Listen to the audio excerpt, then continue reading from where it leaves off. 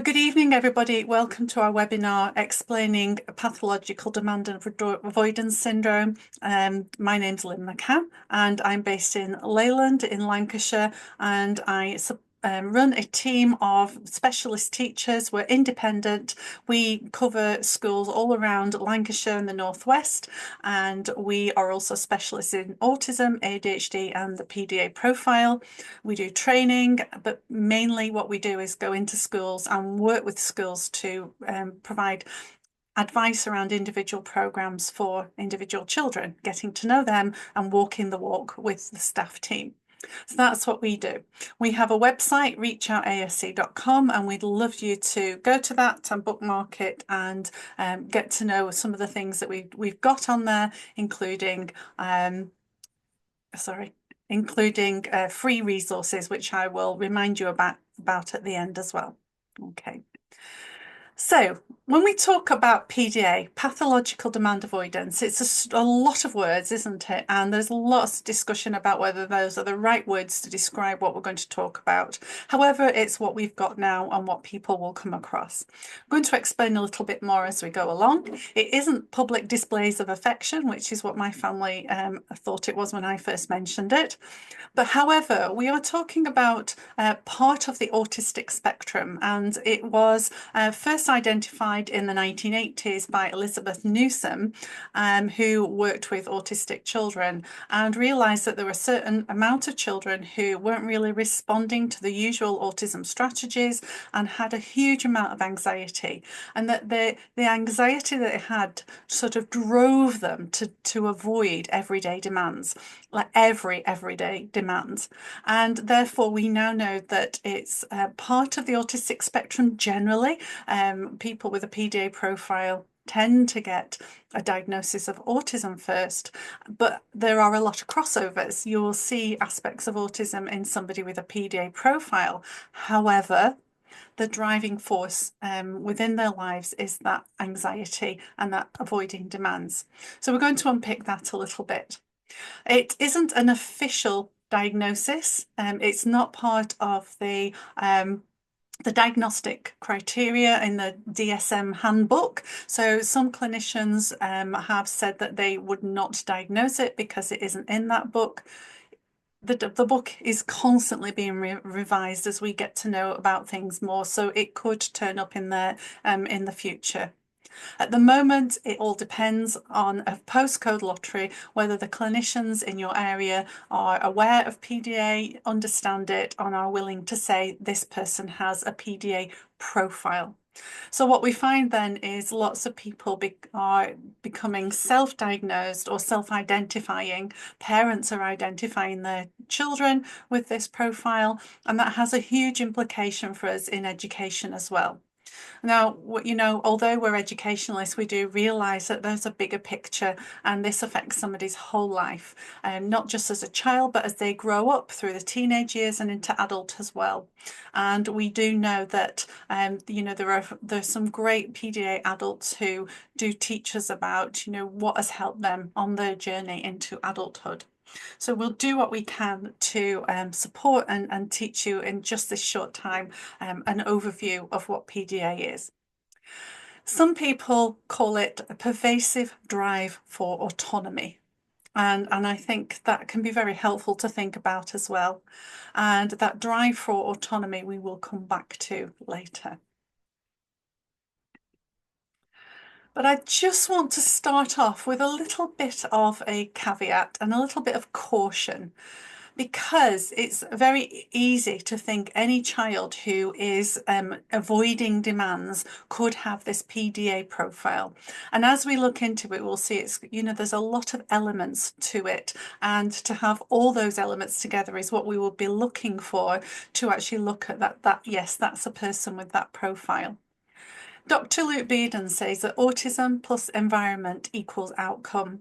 And we're finding more and more autistic children are struggling in the wrong environments, in environments that are sensory overwhelming, with demands that are not tailored to their needs or their communication style, and who are getting quite traumatized or exhausted by the school environment. And this is where the crossover between an autistic child who isn't getting their needs met or isn't being understood and supported well can then lead into lots of avoiding demands because they are stressed and they cannot cope with it.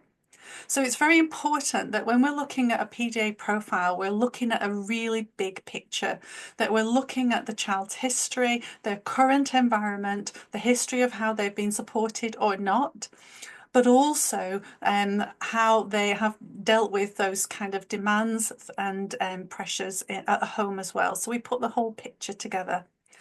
We are finding that some children who, given the right environment and the right support, then actually are able to cope with many more demands. And so it's really important that we don't jump to conclusions, that we do the proper investigation, that we really look at the bigger picture, because there are two big differences in the way we would support somebody who is autistic by setting up a good environment for them with good, clear communication and maybe very small but settled and clear demands that they can cope with because of the way we've communicated those, such as in a visual timetable. There's more to it than that, obviously. And therefore that they can, within that environment, thrive and settle and be less stressed. However, one of the things we find with that PDA profile is those usual autism supports don't work, that they just create more stress.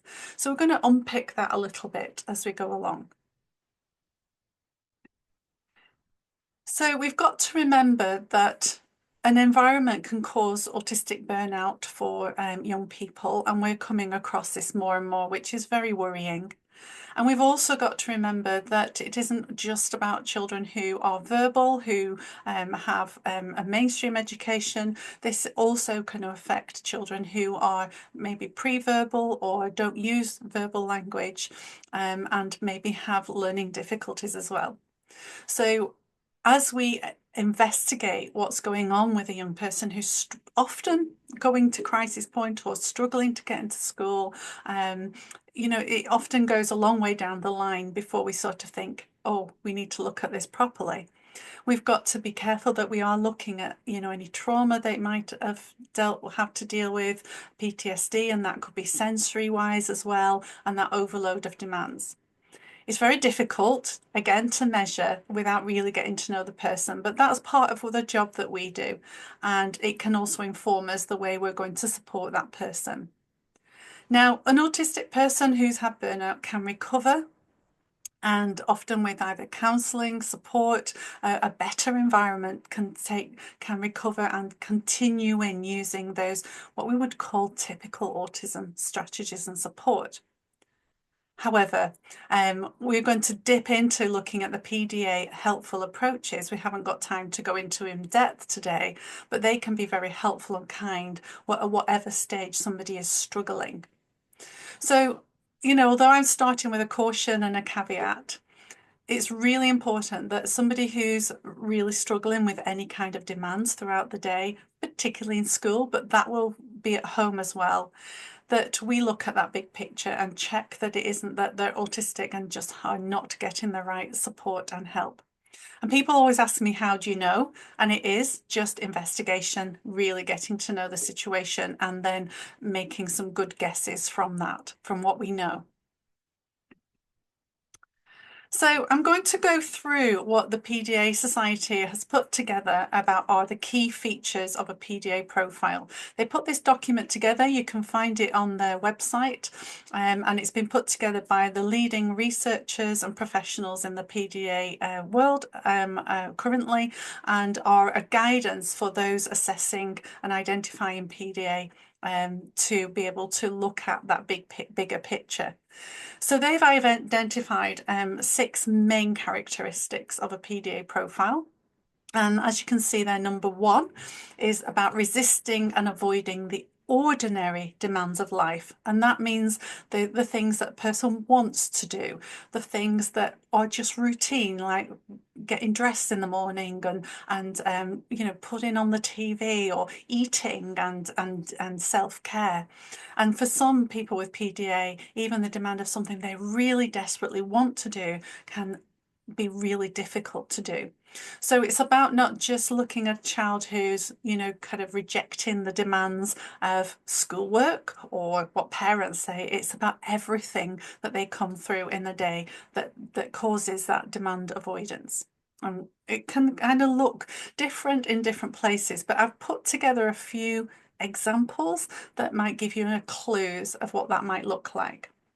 So in school, it might be the child refuses to start or complete tasks and using lots and lots of kind of excuses, distractions and things to do that. And sometimes it's an right out and out no, or just not getting involved in the task at all. But if it's a direct demand, it's often, again, causes a huge amount of anxiety and can cause panic. So if we say, now it's time for maths, or everybody get your books out, or everybody is do silent reading, those can cause a real panic attack in the person. The distraction techniques can be hugely different, and I once sat in a class and counted 10 different ways a child managed to avoid doing a task. And it was, you know, the first they're getting up, sharpening their pencil, then he went round and offered to sharpen everybody else's pencil, then he wanted to go to the toilet, then he offered to empty the bins, help his teacher, everything but go to his table and be able to do a task that, you know, the teacher had chosen that was quite easy for him to do. But it was the demand of the task that was the barrier. Sometimes a child might use humour or withdrawal when they're overwhelmed by, again, being given a task or demand. They might have right and out and out defiance, no, running away, hiding under a table. But sometimes on a good day, they might seem to be compliant, but often absolutely crash when they get home. And that's part of the masking of PDA that can happen as well. At home, parents talk about a child refusing to get dressed, eat meals, brush their teeth, or even go to bed, even when they've got good routines in place. They might ignore instructions or be constantly negotiating, or just even explode over simple requests like put your shoes on. They can often become physically distressed or shut down when the demands feel overwhelming or unexpected. The second key feature of a PDA profile is about using social strategies as part of the avoidance. So for people with a PDA profile, they're often very aware of people and people around them. And they will watch people and be kind of hyper vigilant of the people around them. In a classroom, this might look like they are friendly, charming, using lots of negotiation or distraction to avoid demands. Again, with their peers saying, can I help you? Or do you want this? You know, giving it to them to do rather than doing it themselves, or you start first, that sort of thing. They might kind of work with a teacher like that, you know, asking for, making jokes, playing the clown, asking lots of off-topic questions or taking the conversation on a different track. They might appear chatty or helpful, but always the intention is about redirecting the attention away from the demand. Again, socially, it could be that they are using their friendships to try and control the situation so that they're in charge and will choose friends that are very compliant to their suggestions. Or it could be that they, again, can be quite what we call fawning. So they'll be very withdrawn and just do what everybody else says, so that they, you know, never kind of make a decision or make a choice. It's always, oh, whatever you want. Those sort of things can be clues as well. At home, again, you might find that they use flattery, distraction, humour or affection to delay tasks with their parents. You know, you're the best mummy, can I have a cuddle first? They might ask for help repeatedly, telling them that, you know, my legs aren't working today, my arms can't do this. Lots and lots of excuses that to avoid doing something themselves, even if they're very capable. And also they can suddenly become very chatty when it's time to do something that they don't they're not able to do. I've had a parent who said once that her child did not start to speak till he was 6, because I think he was trying not to get involved in demands by not speaking, but once he spoke in full sentences and was using all that language to avoid demands. So again, social strategies are about other people are very demanding. They are often the biggest source of demands, and therefore once a child can realise that they can use these strategies to get out of demands or to kind of, deflect them, distract people for them, it can happen. Other times it can be, again, other people or cause of very direct demands, and they can cause a lot of defiance, opposition, a direct no, and a full-on panic attack. The third key feature is about, again, linked to this, but about appearing sociable on the surface but lacking depth in understanding. This is where we're always looking at the link between being autistic as well, because we know that autistic people can struggle to read a social situation and put all the clues of the context together to understand what's going on. We often hear people saying that a child with a PDA profile seems really sociable, they've got friends. However, when we listen in to those friendships, or we kind of really observe and listen to what's happening, you'll find that they can be actually struggling to understand the nuances, the inferences, the meaning behind what's going on in that friendship. We often find people with a PDA profile, particularly children, will see all the kind of things that they don't understand in a very negative light, and therefore feel that people are getting at them or talking about them behind their back or saying something and taking that very personally. And again, what that means is that they'll often put a lot of effort into their friendships, but because they don't really understand how that works and the responses of others, it can very easily fall apart and cause a lot of stress again. So again, it's important that we understand that link with that autistic social understanding and stress and anxiety within that. So what that can look like is that, again, as I say, that negative going over what people have said in friendships, but they also may show those masking aspects of mimicking peers, and but kind of mimicking everything. So not knowing when to stop, or to put a boundary in place, and just kind of copying everything. It may be that they don't recognize things like personal space or turn taking, and they haven't picked up on those social cues. And often they can find, that in private they can really struggle and suffer in self-doubt, in self-esteem, because they are so confused about what's happening with other people. At home, we've known children who would avoid other people completely, particularly family and visitors. But for those who might seem very chatty, they will again maybe direct the conversation but struggle with those deeper emotional conversations. They may mimic siblings or parents, but misunderstand emotional tone or sarcasm or facial expressions, and again be hypervigilant to those things. Or they might interrupt or dominate conversations, and would say struggle with empathy. It's often because they're struggling so much with their own anxiety, rather than being unable to understand that impact that their actions have on other people.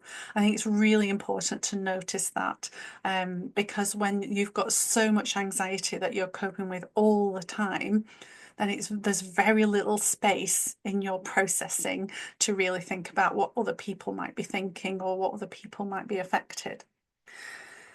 Okay, the other thing that often comes along is that there is no awareness of hierarchy. So often people with a PDA profile, children particularly, will talk to adults as if they're an adult as well.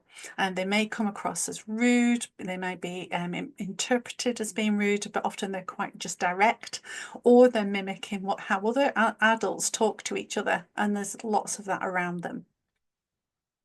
Okay. So the fourth one is around experiencing excessive mood swings and impulsivity. So remember, we're talking about a person who in the whole of their life are experiencing demands as panic, anxiety, and that is a physical response to something. We often say that if we're anxious, we might feel butterflies in our stomach. But what about if you feel dread or panic? You know, those really big anxiety emotions, they cover your whole body. They make your, your heart beat fast, your muscles shake, and sometimes they can paralyze you. And often those in a person with a PDA profile can happen immediately from 0 to, 1,000 in a second, particularly when there's been a direct demand.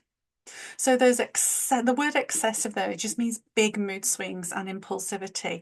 The impulsivity can come again through not wanting to cope with a demand by trying to get away from something, or just, again, just seeing something and just seeing what happens.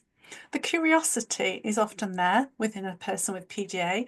They're often intelligent, interested, and curious about the world, and some of that impulsivity can come through with that as well, without somebody else demanding it. So sometimes it's, I'll do that quick before somebody else, interferes with this, then I'm in control. I've got that autonomy around it.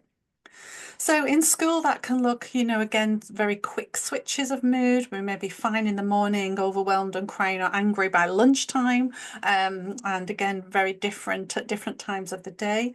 They could be impulsive, interrupting lessons or saying things that appear rude or inappropriate. And they might go from excited to shut down in response to minor changes or in perceived unfairness. And again, similarly with being autistic, change causes stress as well. Change, not understanding something being unpredictable can cause that stress as well. At home, it may be that, they go from giggling to screaming in seconds, particularly when demands are introduced or limits are set. They may lash out physically or verbally, then appear calm and confused afterwards, or full of shame. That can happen too. And again, impulsivity can show as things like running out of the room, throwing objects, saying hurtful things that they later regret. And again, all that, think about fight or flight mode that the child is in, trying their best to cope with an intolerable situation that they find themselves in. So many young people that we work with who have this PDA profile are very down on themselves, particularly around their moods, not being able to predict when they're going to feel these moods, and often feeling a lot of shame afterwards, or just, again, shutting themselves off from that because they can't deal with that. Interestingly, again, this is a link with being autistic. The word obsessive, we tend to change to interests, intense interests. But interestingly, within PDA, those intense interests can be focused on other people. Again, not every child is like this, but it is quite common. And this can be other people, the way they dress, the way they look. It can be characters, and it could be, just wanting to know everything they need to know about that person. It could be a person in their class that they cling to, or it could be a celebrity, a character from a story. Quite often find that the PDA young people I work with often do like a character. However, they will not have you use that to try and get them to do something. But again, a conversation can be had working through their characters. We often find that young people with a PDA profile try to make sense of the world through their characters and people that they observe. It's a way of coping with all the confusion and unpredictability around them.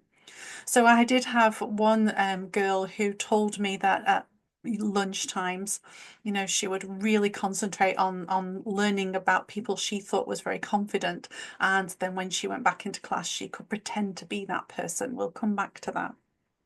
I've currently got a young person I work with who's, very focused on Harry Potter, another one on Buffy the Vampire Slayer, and so on.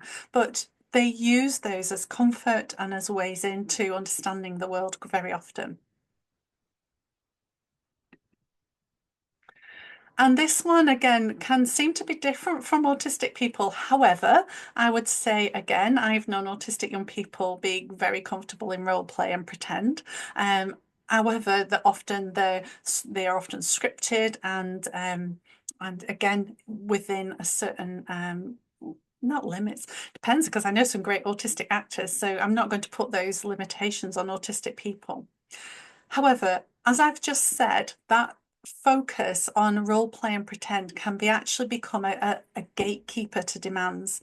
So this is where becoming another person, taking on their role and their pretending to be them can be a way of, this is my character taking on the demand, not me. And it becomes a protection. So when I talked about that girl who, looked to be practicing how to be confident in somebody else, and then when she went into class she was that person, that was her gatekeeping. They're not going to ask me these things, but my character can take it. Now for some children this might look like they're actually pretending to be an animal, for example, and you have to talk to them in cat, for example. Or it could be that they are being, they have a puppet or a soft toy or a character that you have to talk to in order to get through to them. Now, it's really important that we don't, dismiss that we understand that this is a very important safety feature for that young person. It doesn't all, not every PDA child has it, or adult, but for many, it can be a way of trying to keep themselves safe in a very demanding world. So, that role play, that pretend has a real focus and a real purpose within a lot of PDA children. So again, that gatekeeping of the demands, being able to take on a role that's not them, it can be helpful, but it also can then lead to them losing their own identity and understanding themselves. We do talk about masking in PDA, where the child is able to look fine in school and then it all comes out at home. I think whether it's masking with in somebody who's autistic or whether it's in PDA profile, so important to believe parents when they tell you this is happening, because this is one big clue that tells us what's going on for that child. So you might find a child with a PDA profile in class thrives in drama or imaginative play and have a lot of intensity and high emotional expression within that. And they could become so absorbed in that role play that it is difficult sometimes to return to reality or class routines. At home, they may live in the fantasy world during play or even during everyday demands. They may stay in that character for long periods of time and use that character to avoid requests. So, I'm a cat today, so I can't do that. And just create elaborate imaginary scenarios where they're in control. And it's a real coping strategy for that, for anxiety and loss of autonomy. So along with those are the 6 main features of a PDA profile, but there are some other things to consider as well. So again, there may be links with things like being, you see impulsivity there. So sometimes people might get diagnosed ADHD as well. There will be sensory needs. There may be other needs such as being dyslexic or dyspraxic. And it's, it's often not one thing on its own, is it? So it's important, as I said earlier, we take that big picture. So a PDA profile, I've been using this word profile. So again, a PDA diagnosis is again, perhaps a rarity or a difficult thing to get hold of, but that profile gives us a picture of an umbrella term that we can say, we can see that this person is affected by these 6 identifying features. It is a spectrum. It will present differently in different people, and sometimes it is internalized, where that avoidance may seem more subtle and passive, and it takes a lot of clues for us to pick it out. And others cases it may be externalized and obvious because there are a lot of distress behaviors, maybe a lot of meltdowns that are happening right in front of us every day. So to think about, is this PDA profile, the marked demand avoidance is the most significant, but it isn't the only trait in a PDA profile. So you do need to take time to look at all those areas and build that picture up of the child, but also their history, what other things might have caused that demand avoidance. And, it can be diagnosed with other things like ADHD and all that, anything. So we've got to think that the person might have multiple challenges, not just the PDA, and also multiple talents and interests and creativity. We've really got to balance it out with who they are in order to make sure that we can give them the right support and the program of education that they can be supported with. Okay. So when could it be PDA? So we've spent times maybe looking at many or all the identifying features are present and the other needs and factors have been investigated too. We are seeing a consistent need for control, which is often driven by anxiety or an automatic threat response in the face of demands. We should not forget at any point that this is anxiety driven. So any behaviours, any what we see as rudeness, any opposition has to be looked at through that lens of anxiety. There's no kind of boundaries or sitting somebody on a naughty step or putting sanctions in place that will deal with this, because it is anxiety. It is not bad behaviour. We're going to come back to that. And again, the third thing is quite important, that there is a tendency not to respond to conventional approaches in support parenting or teaching. So if somebody has an autism diagnosis or we suspect they may be autistic as well, we would have to try the general autism support strategies. We'd have to make sure that they have a low demand and a sensory low demand environment if we can, and also give them processing time, very, very clear information about what to do and how to do it. And hopefully, if it is, they're going to respond to those conventional approaches, that they would enable to trust us to do that. The biggest thing that we know is that traditional parenting approaches will not work with somebody with a PDA profile.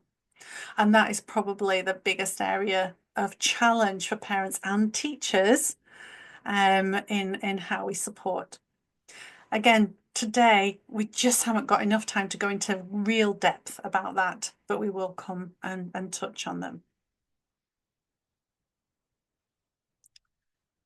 So we first start looking for resistance, and it can be very subtle. So we've already talked about, just avoiding things, making excuses, distraction, being chatty, procrastination, walking away, hiding, being helpful, moving away, giving it to someone else, and doing other things.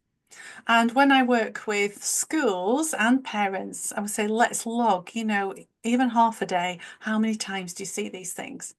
And I will watch them myself, and I can see so many ways. One of the biggest ones, which is not on this list, is ignoring. I see it lots of times. You ask a child a question and they just do not respond at all. So it's about joining the dots and putting enough evidence together to see that happening.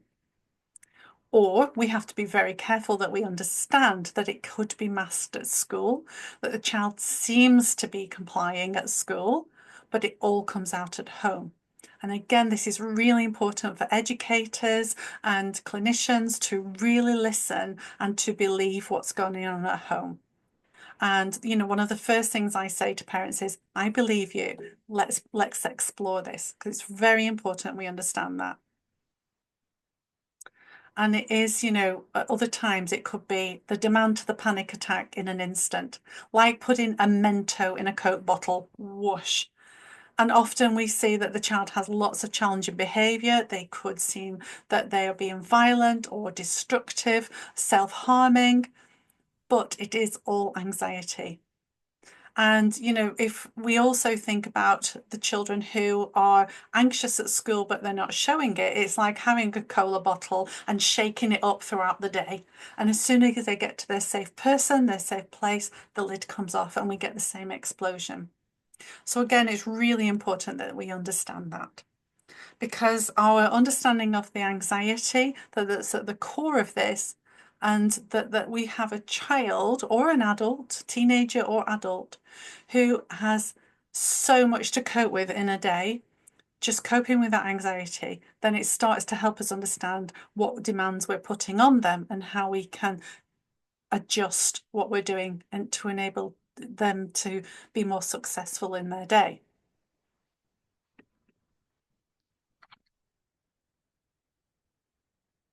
So there is a very famous saying, and this is an example of from many people who are in the PDA community, and it's about can't, won't.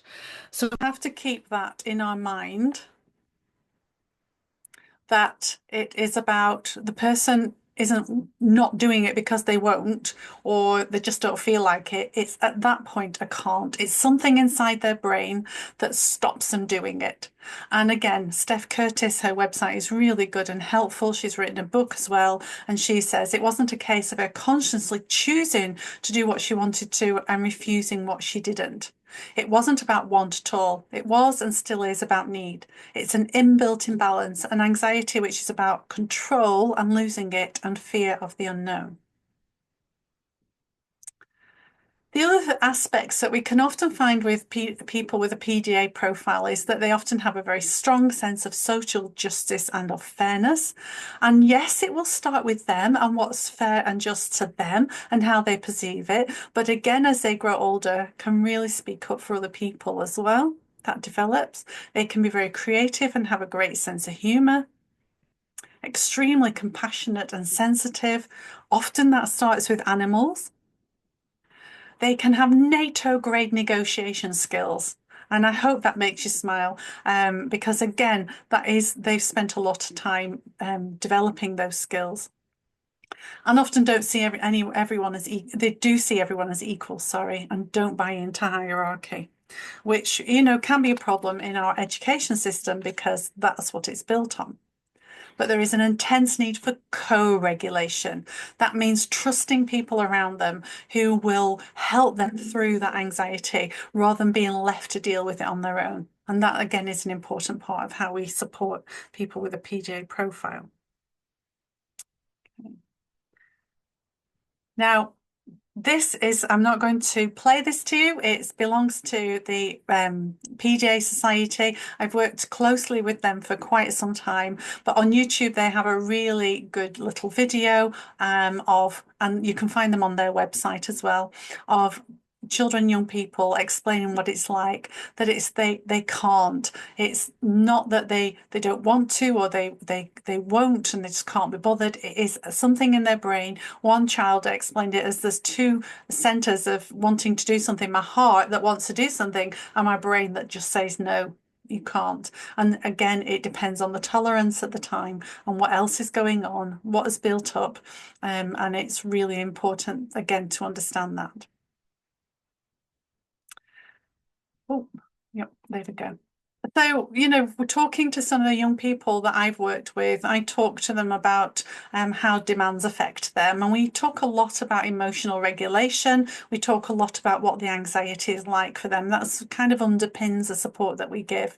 And these are some of the things that they've said, you know, about feeling trapped by the demand or expectation, being depressed with so many overwhelming emotions, the sensory pain, we'll come back to that as well. Freeze response, situational mutism, just losing the ability to speak at any time, feels like being crushed, being breathless and want to fall down on the floor.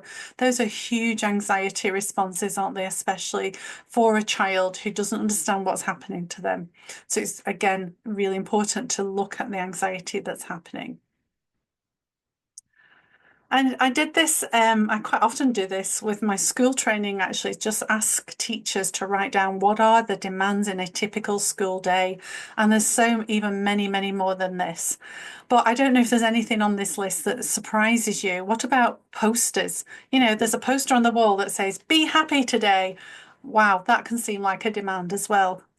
For some people, but having to wear uniform, the environment itself, if there's a table and chairs in a room, the expectation is that you will go and sit on that chair, that you will sit in the same chair every time when you're in a high school, for example. And there are so many demands and expectations right through the school day that if you just add them all up, they can be absolutely enormous. And one of the things that we often do is start with this activity that we can start to see how much the stress on a child with a PDA profile adds up to in a typical school day. Parents can do this as well. List all the things that you do in a typical day and how many of those are demands or expectations, and you will end up with a huge list. So it's really important to remember that, again, that link to that autism diagnosis very often, that people with a PDA profile often have sensory needs as well. So their sensories can be overwhelmed by too much information going into their brain or not responsive enough. And again, their own particular sensory profile will be very individual. We have our 5 external senses. So again, all that information coming from the world around you with the brain trying to modulate and understand that. And if it's too much, it can lower the tolerance for any kind of demands again. And those internal senses of our balance, where our body is in space, and our internal organs. And I particularly want to mention interoception because that is where the response to the anxiety will be happening. So for some people with PDA profile, they may have something called alexithymia, which means that they don't recognize those internal sensations very well. And so again, an emotion doesn't register till it's too much already. For others, they can be very, very sensitive to their internal organs, their interoception sense, and therefore every little bit of emotion is really huge within their physical body. And so, again, we would do quite a bit of work around understanding their sensory systems, particularly interoception. And if you want to know more about interoception, please look up Kelly Mahler. So Kelly Mahler for Mahler, I think, on her website. I'll put that on my list for you. So let's have a think what's really happening when in schools. Currently we have the most recent study was 70% of children with a PDA profile are not in school. Probably one of the biggest kind of cohorts of children who are not in school at the moment could have this PDA profile. And that has a huge impact on us as educators, but also as parents who can't get their children to school. And we know there's a huge amount of problems with the government saying, well, you know, you've got to be in school. And, you know, even last week, I've been writing a report saying, well, why are we flogging a dead horse? Why we keep saying this child can be in school when they can't? We've got to look at something very different. However, what we also know is that it's very easy to blame the parents. You know, you are causing your child's anxiety. It's your fault. You need to put more boundaries in place. And this report that was on a lovely website called Special Needs Jungle, if you've never come across them, it's a great way of keeping up to date with what's going on in the SEN world, particularly in the UK, if you're in the UK. So we know that it's very easy for parents to experience blame and, as it says there, systematic bias of professionals when we look at a child who can't go to school because they are demand avoidant. What does that look like, do we think? So again, these are some of the comments that parents have told us that they've heard, and there's a lot more. Everything from their family, from maybe their partners, from their friends, relatives, neighbours, and professionals as well.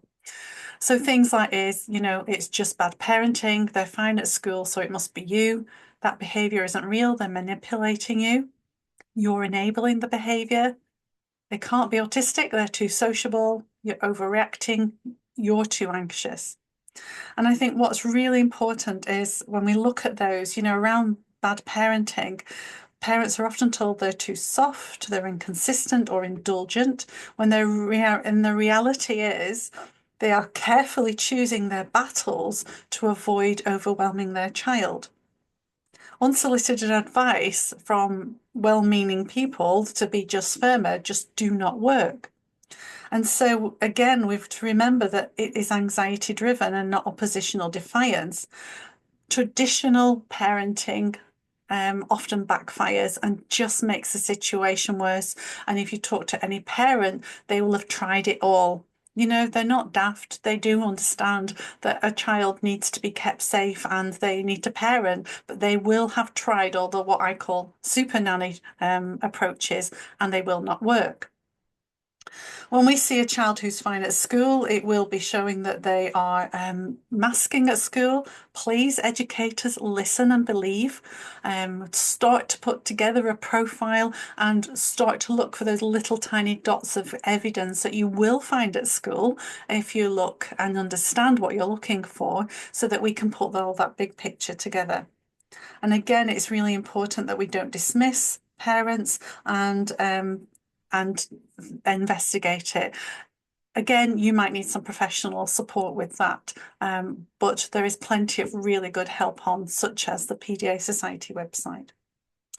Again, often parents are saying the child is manipulating the parent, that they're letting them get away with things, and that the parent should be in control.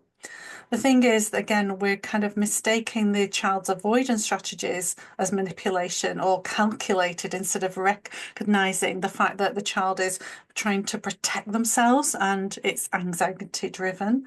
And again, the child isn't just trying to play games or getting their own way, because they're using all the strategies they have instinctively rather than manipulating. Make some good notes on these so I don't miss anything. When parents are told that they're enabling the behaviour, honestly, if you again talk to them, they'll say they've tried everything already, that they are not trying to give in or reinforce bad habits. What they're trying to do is work a way around their family that works in order for that child to feel less anxious and to get the most important things done. Yes, they know that they'll need boundaries, but once they try to put what everybody else thinks should be the right thing in place, it just causes more trouble instead of using their own instincts.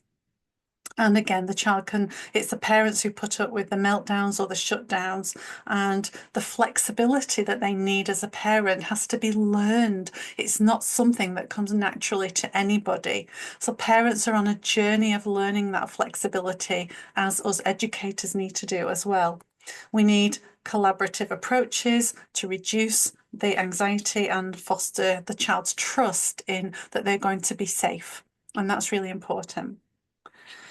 The accusation about that they're too sociable to be autistic, again, they often appear that they're chatty, imaginatively and so imaginative and socially motivated. And that doesn't seem to fit the autism profile. But we've got to, again, remember that there's that masking side of things, mimicking, and actually really dig into the social understanding. And again, parents know this, and they often can tell us a lot of information about the true social aspects of their child. And lastly, accusing parents of overreacting and being too anxious themselves. I've heard educators and professionals say, oh, the child has been taught to be anxious by an anxious parent. If you have an anxious child that you really empathise with, you'll be feeling what they're feeling. And often we'll see that within families. And that is just the empathy of the parent. Sometimes the parent has a PDA profile as well. And so, lots of PDA people are trying to live together. And often the empathy and understanding of the parent is what we need to tap into. And parents have a huge job of having to advocate for assessments, for somebody to believe them, tell their story over and over again, or any kind of adjustments. And the adjustments within education really go against the usual grain. And so often there's a huge fight to get those put in place. So, honestly, we think the child might be mirroring the parent's anxiety, but it's often the other way around, that it's the child themselves who is distressed and anxious. So I hope that's really helpful for you when you're thinking about, what might come into your mind. Another thing that's often said is, aren't we going to spoil the child by doing something different? Well, to be honest, most children are in crisis already, and therefore by working with them and helping them, we can only actually make things better. Now, again, I'd need a whole another couple of hours to really go into how we support people with a PDA profile. And I will be telling you about a course where we will be doing this at the end. But basically, the PDA Society and other professionals have put together what we call helpful approaches. They're not strategies, they're helpful approaches to support children with that profile. So remember, we're talking about demand equals anxiety and therefore avoidance. So the antidote to that is cooperation, autonomy, working with interests, and then we will have learning. And that's life learning as well as educational learning. But I can guarantee you that an educational journey, or a learning journey, as I started calling it, for a child with a PDA profile will not look like another typical child, because they can't. Not that they won't, they can't. And so we need to think about a whole different way of doing education for them, and making it a learning journey that includes that cooperation, autonomy, and their interests. And that sometimes is where the challenge comes, because that is not the way we do education. So in another training course, if I was doing training with you in a school or with families, I would be looking at these PANDA approaches, again from the PDA Society, unpicking each and every one of these very, very carefully. However, as I said, we haven't got time for that tonight, but I want to say that start with the A. Start with the anxiety management. Through that, you'll learn to pick your battles, you'll learn to negotiate and collaborate, disguise and manage demands, and adapt what you're doing. It's really important to see the person, explore their interests, and engage them positively. We often find that if the anxiety is supported and managed and co-regulated with very trusting, understanding people who aren't going to just suddenly turn on the demands, then we find that a lot of PDA children learn loads of things through their own engagement and own motivation. So start with their strengths and interests. And again, this comes from a report from the PDA Society in the UK. And you can look at their booklet, think about how charming and intelligent, creative and funny they are, how caring, loving and bright. Think about their skills of being courageous and tenacious and empathetic and determined, even when they can overcome some of the anxiety to actually push through and do something. Now, we've got to be careful with praise, because that can create a whole lot of extra demands, but to really celebrate who they are from what they do well.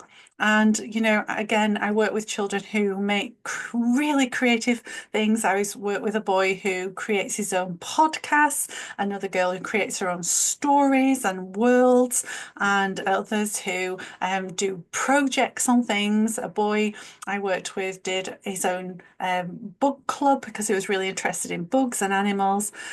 But they will not do what everybody else is doing because they can't. And so we have to have a really different approach to supporting them as parents and parenting, and of educating them. And I know that we are coming to the end of the time, so I can't go into that in more detail. I do offer training for schools in order to explore how that looks in school. Got loads of experience of it actually working and going really well for children that we can share. We have resources that we've created to make that happen.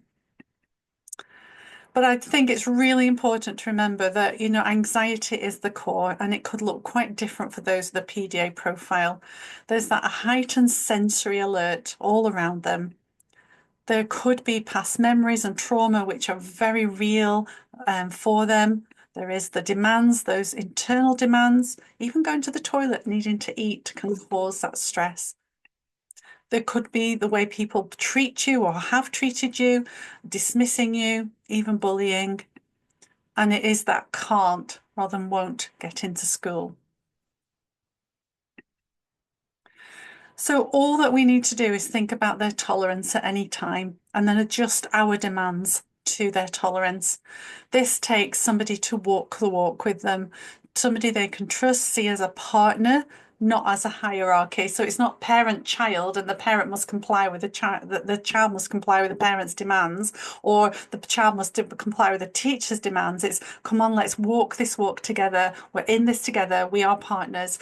I will try and regulate with you, not give you demands when you can't tolerate them, push very gently, but in a very low demand way in order to help you do your best, but always ready to pull back and also to go with your autonomy, go on a journey, an exciting creative journey with you, to see where it goes, see what we learn together.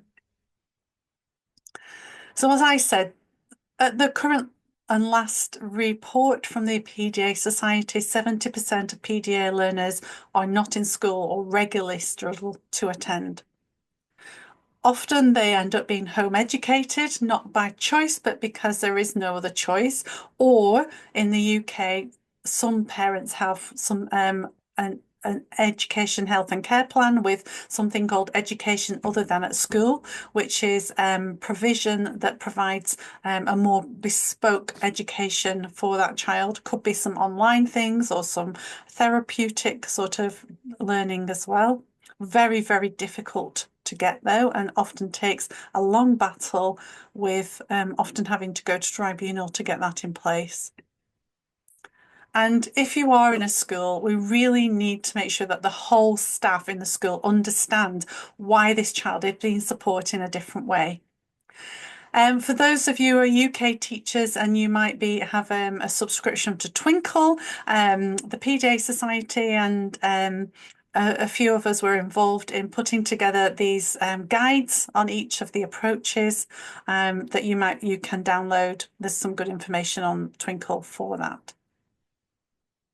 Okay, how are we doing? We're doing okay. So I just want to share with you some of my favourite websites for information. So we've got obviously the PDA Society I work closely with, and I would mention them all the time. There's loads of great information, downloads on there, everything from how to write EHC plans and things like that.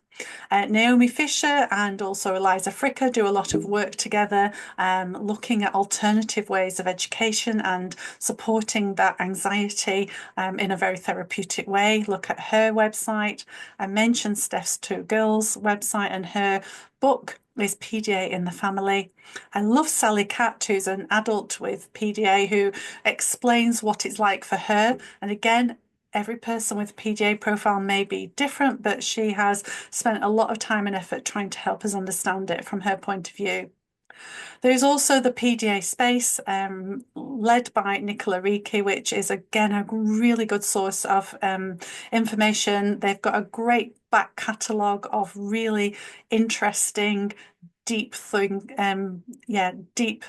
webinars and talks that you can access, and also Laura Kirby, who has done a great book, The Teen's Guide to PDA. I just bought another 2 copies because I keep giving them out, but again, really helpful for our teenagers. I think we do realise now that a child with PDA is going to grow up with a PDA profile, and therefore we need to think long term about helping them learn to use those self-advocacy skills, to have that understanding about their sensory and emotional systems, so that they can overcome some of the challenges that they want to in their life, because that autonomy is always going to be important to them. So here's some of the books that I have. I do love books. Some parents really like Dr. Ross Greene's book about, it's called The Explosive Child, and it really talks about very low demand parenting. There are a good variety of school-based and family-based books there. I'll send this picture out as in the link when we've done the recording, so that you can look up a few of these yourself. And right at the beginning, I talked about autistic burnout. If you want to know more, there's some brilliant work done by Helen at Autistic Realms about that, putting together a whole load of information about that. You can look up at Kieran Rose, the Autistic Advocate, and these books by Viv Dawes.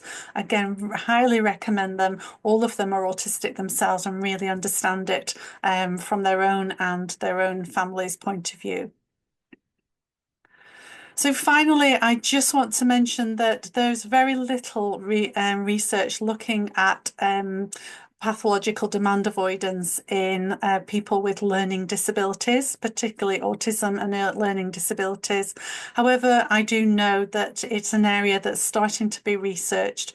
My first experience of having somebody with PDA was when I worked in a specialist school with a non-verbal child who again fit that profile. So if you're interested in learning more about that, please, do look at some of these things, and the research being done by Alexandra Harris is really interesting. I've tried to keep in touch with her just to see how it's going, but I think it's an under-researched area. So, yes, I think a child with a learning disability who doesn't use all those verbal strategies to avoid demands can still have a PDA profile, and that's just from what I read and my experience. So just to finish off, a quote from Ruth Fiddler and Phil Christie's book, about letting go. If we are going to support somebody with a PDA profile, we have to understand that for them, coping with everyday expectations is just too much. We have to let go of those expectations and work with them, not against them.